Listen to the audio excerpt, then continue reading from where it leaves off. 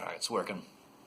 All right, we're gonna do a fast video. I'm tired. I was gonna be drinking video. I'm having Not Your Father's Mountain Ale on ice. I've already had a little bit of it. It tastes like Kool-Aid with a kick. It's a sweet tart. I think it was like $2.60 or something like that. Not worth it. It's delicious. There's tequila crumbling over there.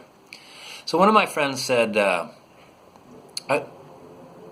I titled this Advice on Listening and Talking, and also who to talk to and who to listen to. One of my friends says, like, sometimes when I start to tell a story, somebody changes the subject. They interrupt and change the subject, or they interrupt and tell their own version of the story. Like, you start to say, like, oh, hey, I haven't seen you in so long. Yeah, I didn't get to tell you about I did in Mexico. And they interrupt you and start telling you a story about how they had to go buy something from their mother, and their mother lives across town, and she's not feeling good, and so she thought she'd go buy her mother a jacket, but instead... basically, you have to identify who you're talking to. I mean, this person, that kind of person, pre-plans out what they wanted to tell you in advance, and they have to get it out of the way. You're just going to have to know that about them. Like, they wanted to tell you this story about the mother, and when you start to tell a story, that makes them think, oh yeah, I had a story to tell you, and they just start telling you. They're overly excited. They don't have a very good filter, and also pre-planning out what you're going to tell somebody when you meet up with them. I tend to remember, I remember that I'm like, oh, I never told you this, right? Or did I tell you this? But I don't think like, oh, when I see Joe, I'm going to tell Joe this story.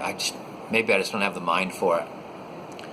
But, so you have to identify that kind of person. This person has that kind of mind. That's how their mind works. So you have to wait them out. And then when they're done telling their story, you could actually say and they're not going to remember that you started to talk about, going to Mexico, your vacation. You have to say hey, did you want to hear about my trip to Mexico now? And they're like, oh yeah, please do. You're just basically you have to identify the person you're talking to or listening to, and you can't be in a hurry. And also, anything you have to say, you have to kind of rate that at a low level of importance. I know I always have. It seems like the most important thing you could do is do something. Talking about that you did something has got to be down low on the list. I mean, it's not that I don't get the frustration, the annoyance of being interrupted or having a story hijacked. It's been happening my entire life. It's like rain. You're gonna go outside and you're gonna get wet. You're gonna have to just get used to it. You're gonna have to get over it. You have to identify, this is rain, it's going to make me wet. You have to identify this friend they don't have much of an attention span, they get overly excited, they want to tell you stories, they don't want to listen to your stories, because I know people who can't watch a full movie. They'll break a movie down into several sections. They can't sit down for 2.5 hours. They don't have the mind for it. And then there are other people that sit down in the morning and watch every episode of Dexter till 11 o'clock at night. But then here's the other thing too about if you start telling your story about Mexico. I want to tell you about my vacation. I went to Mexico. Have you been there? And they're like, oh no, I haven't been to Mexico. I have been to Italy. Oh, when I went to Italy, there was these castles, and they start telling you a story about Italy. Basically, at this point in time, you're going to have to give them the attention that you wanted about your Mexico story. And the outcome of all this, I mean, you went to Mexico, you had a good time, you know about it, you took photos, it was on Facebook, it's your life experience. What you don't have is you haven't heard about this lady's Italian experience. What you don't know is you haven't heard about your friend's trip to go buy things for her mother. Now, these are life experiences you don't have, so you need to stop, listen to them, gain these experiences, and gain some insight into these people talking. I know it sucks to get interrupted.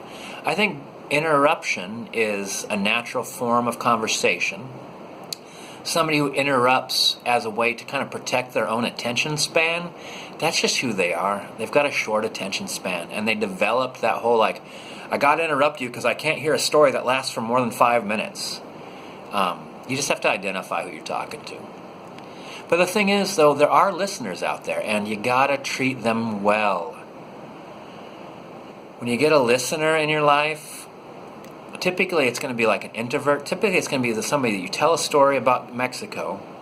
They listen to the whole thing. They might ask a couple questions. And then the next day they're like, hey, when you went to Mexico, did you, because they've been thinking about it since your story. They listen to you because they actually realize, I'm getting life experience from your story that I don't have firsthand. I could learn about this from you, your experience, and what I know about you. Then I could think about it. And also, if you didn't have a good time, I start thinking I think that's kind of your personality, and you have things that you expect to have happen. And when things change, like when plans fall apart, you get really upset. But don't you see, if you give up your expectations, like when you went to Mexico, if you would have given up your expectations of that one tour taking off on time, you still would have had a good time. So have you wrecked your day? There's a bunch of different things that you can think about. Like the story about a Mexico trip is an opportunity for understanding in yourself and in other people. You might even not even tell them that. Do I have a chin hair coming way out there? This is my first camera with a screen facing me, so. Rugby. I think people put too much. I think people want their conversations to be like a speech. I remember seeing old movies, or when you read books, when someone gets up and starts speaking and the entire room's silent. That's not normally what happens. I appreciate that.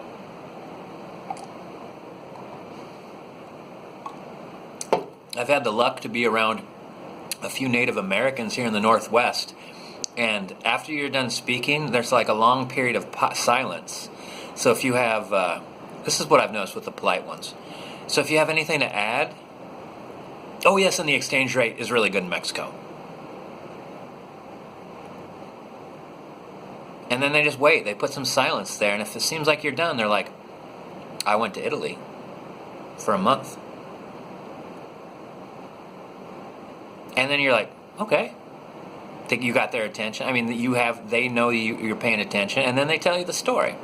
I mean, I think that's lovely. It seems like nowadays people are in such a hurry. They don't have time for a lot of stories, or they might think you as a storyteller. I mean, frankly, actually, the main reason for my YouTube videos was to listen to myself, actually. I was starting to think no one listens to me. So I started actually making my own videos talking about my thoughts, and I'd watch them back. And then I would think about the things that I was thinking about. I'd listen to myself, and you get a different perspective. And it's the same thing when you listen to other folks. You're listening to them for the other perspective. Because sometimes I would say something, I'm processing a memory, and then I'd re-listen to myself, and I'd think, God, did I react to that the right way? Or is that the information I should have taken away from the story? Because it's like when you're talking and thinking, you're just kind of collating data. You're bringing up information. When you're listening to a story, especially if you grew up on fables, you're listening for the moral. You're listening to the ethical vibe. Is this a story about, having the correct reaction, having the reaction that you find is appropriate, good, kind, and intelligent, the correct reaction. All right, was that long? Oh my gosh, that was 9 minutes. All right, sorry. And that's the other thing too about you can make a video. Someone could spend 9 minutes listening to you talk, or they could spend 1 minute and say hey, I like those coveralls. And enjoy your drink. Thank you, I will.